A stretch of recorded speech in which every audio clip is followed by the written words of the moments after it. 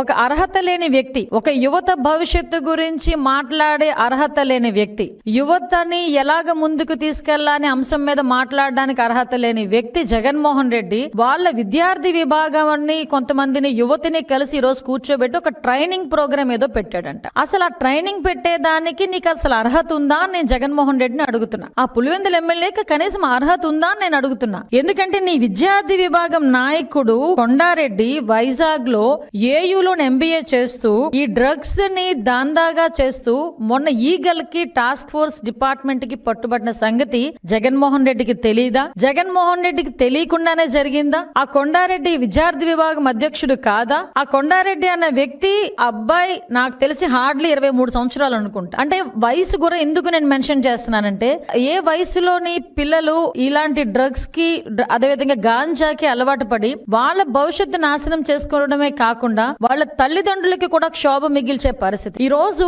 ఎన్నో ఆశలతో విశాఖపట్నంలో చదువుకోవడం అంటే నిజంగా చాలా మందికి ఒక టార్గెట్. అది ఒక గీతం కాలేజీలో నాకు సీట్ వచ్చింది, నా బిడ్డకి సీట్ రావాలి అంటే పేమెంట్ సీట్ అయినా చదివిస్తాను అన్న తల్లిదండ్రులు ముందుకు వస్తారు. ఎందుకో తెలుసా? గీతం కాలేజ్ లాంటి కాలేజో, ఆంధ్ర యూనివర్సిటీ లాంటి యూనివర్సిటీయో, లేకపోతే డైట్ లాంటి ఇంజనీరింగ్ కాలేజో, ఏదో ఒక ఇంజనీరింగ్ కాలేజీలో నా బిడ్డ చదివితే 4 సంవత్సరాల తర్వాత క్యాంపస్ ఇంటర్వ్యూస్ వస్తే ఏదో ఒక ఉద్యోగం నా బిడ్డ నిలబడతాడు, నన్ను చూసుకుంటాడు అన్న ఒక భరోసాగా ప్రతి తల్లిదండ్రులు కూడా ఒక పూట తిని ఒక పూట తినక లోన్లు పెట్టుకుని అప్పులు సప్పులు చేసి పిల్లలను చదివించడానికి యూనివర్సిటీస్ పంపిస్తే అక్కడ కూర్చున్న మీ విద్యార్థి విభాగం నాయకుడు మీ నాయకుల తాలూకా ప్రోద్బలంతో, మీ నాయకుల తాలూకా ప్రోత్సాహకాలతో వాళ్ళకి డ్రగ్స్ లకి బానిసలను చేసి వాళ్ళ జీవితాన్ని ఛిద్రం చేసి నాశనం చేస్తా ఉంటే కూర్చొని వాళ్ళకి పనిష్మెంట్ ఇవ్వడం పోయి వాళ్ళతో కూర్చొని మీటింగ్లు పెట్టుకునే పొజిషన్ కి వచ్చావంటే నీకు అసలు సిగ్గుందా? అసలు కనీసం ఒక భవిష్యత్తు గురించి ఆలోచించే నాయకుడివేనా నువ్వు?